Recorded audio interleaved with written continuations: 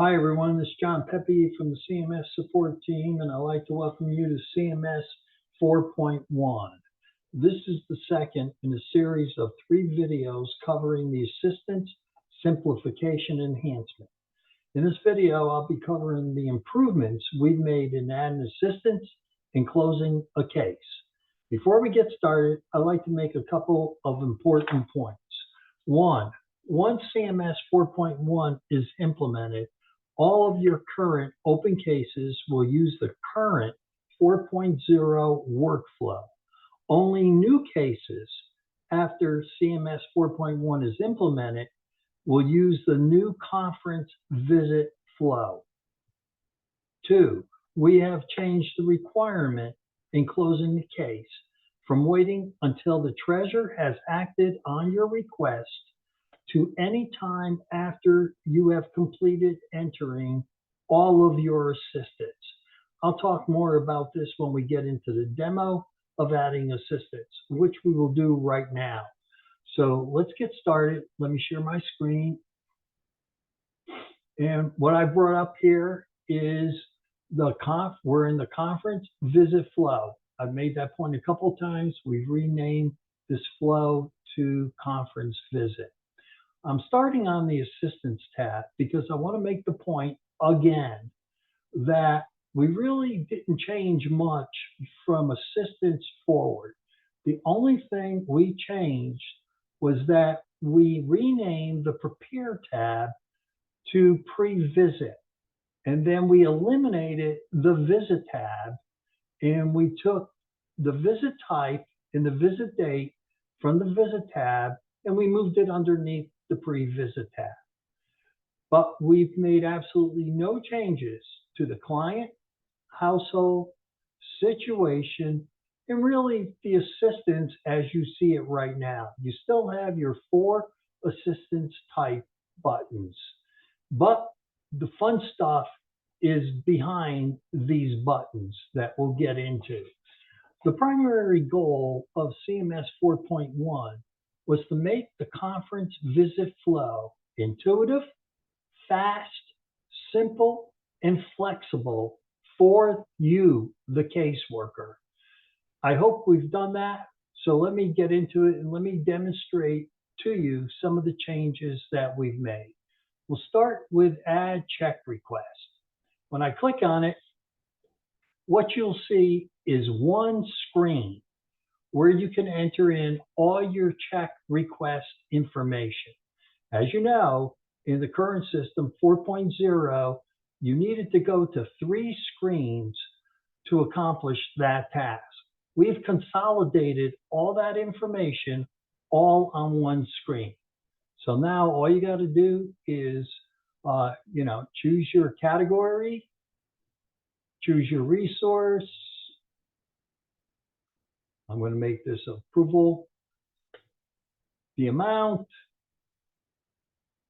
I'll approve it. Housing conference, and I'll select one.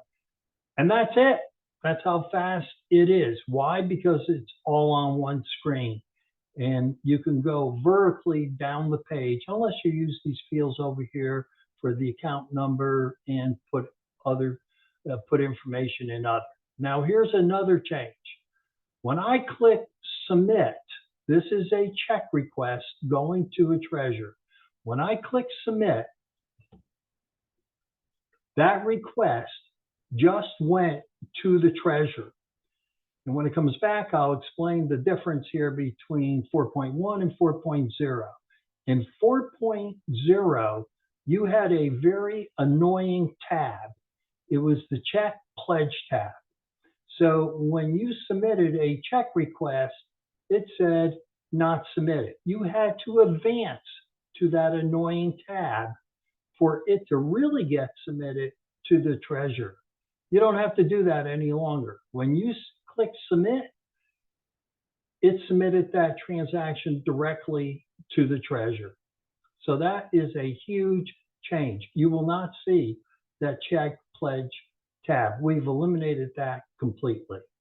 Now I'll go do a pledge. Once again, a single screen to do a pledge versus 3 screens to enter in a pledge. I'm going to enter in one for utilities,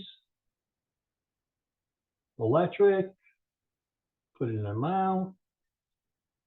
I'm just making this up. I'll select the vendor. Done. Look how fast that was. Once again, why? Because it's on a single screen. And when I submit, when I click submit, that utility request, check request, just went to the treasurer. Once again, you don't need to worry about advancing forward in order to really submit it. I'll move over and do an add gift card and voucher. Once again, a single screen to accomplish that task as well. So we'll do a gas voucher. We'll put an amount of $30. You don't have to, as you know, these are not required, but if you wanted to, you can put in the vendor information. And I think what's really nice about this, it's all vertical. You're not really bouncing all around the screen per se. So you can move through really, really fast. Click submit. I'll add an in-kind. Once again, a single screen instead of having 2 screens for gift cards and vouchers and for in-kind. We've consolidated all that information onto one screen. And I'm just making this up, and I'll just put in the value of $45, and I'll just click submit. And now I have all my assistants under my assistants tab in the grid. The other change we made is in the area of withdrawing / deleting pledges. So let me explain to you what the problem is in the current system. The current system is that if you clicked on a pledge and you wanted to withdraw it, you would get a withdraw button. You would click on it, it would come back, and you would see the status being withdrawn. Now, if you attended a few of my training classes, or if somebody told you, you didn't actually do anything yet, because what you had to remember was to click on it in order to delete it. And if you didn't do that, you could not close the case. That has caused tremendous amount of problems. I can't tell you how many support tickets I've received on that problem. So we fixed it in 4.1. Now, if you want to delete that pledge, all you do is click on it. We have a delete button, and it's gone. It's that fast. So what we've done is we've taken a 2-step process down to a 1-step process. Okay, so those are the changes that we've made as you move across your assistant types. Now we're ready to close the case. So this one I really want to spend some time talking about. You determine when you want to close the case. As I said up front, you no longer need to wait for the treasurer to pay your check request before you close the case.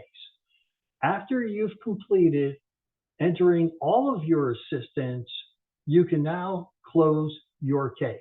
And that might be immediately. You might, this case might have only had 1 transaction for rent, and you can close the case. In another scenario is that if you gave this client rent and you're waiting for their utility bill to come in, so you're going to leave the case open until the utility bill comes in, and then you're going to pay that, and then you're ready to close the case. But when you're ready to close the case, all you need to do is click next, and what comes up is what we call the quick close menu. Now, if your conference uses attachments, this menu will have 2 other selections. One would be add attachments, and then the other one would be add follow-up and attachments. The conference I'm working in right now does not have attachments enabled. And if you want to learn about that, go to my video on uploading attachments. I talk about it there. So where we are right now is we're ready to close the case whenever that event occurs. Now, I highly encourage you that if when you're all done entering in your assistance, go immediately and close your case. You do not need to worry about waiting for the treasurer to pay your request or sitting on that open case. You can close it immediately. So I've determined at this point I'm ready to close my case. I'm just going to click close case.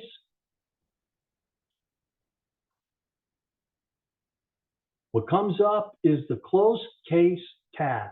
Now, if you remember, I told you that on the pre-visit tab, we moved the visit type and the visit date. So you might have wondered, where did the minutes and the miles go? Well, it went to the very last step in the process, where it belonged in the first place.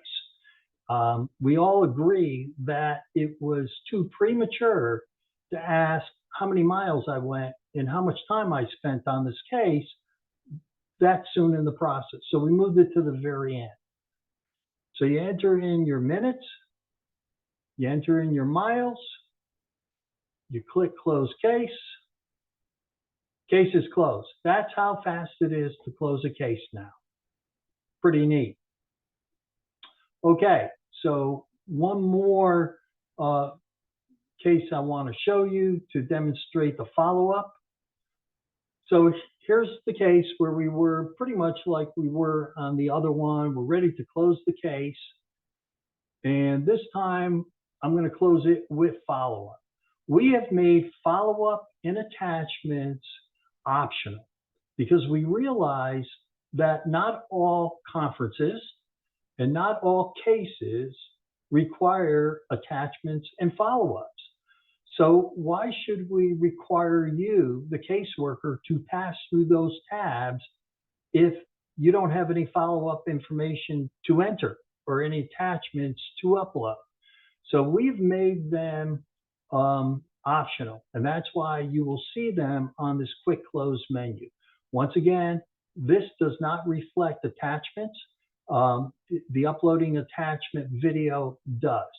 So I just want to show you that if you wanted to close this case with follow-up, all you do is click the follow-up selection.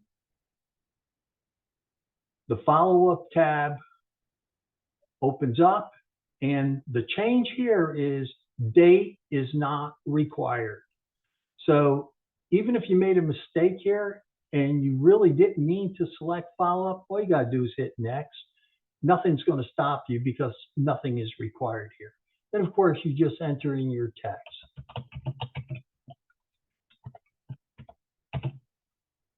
And then you click next. And once again, you'll get your closed case tab. That will open up. You put in your minutes, you put in your miles, and you close your case. And that's it. Believe it or not, those are all the changes that we've made to the conference visit flow.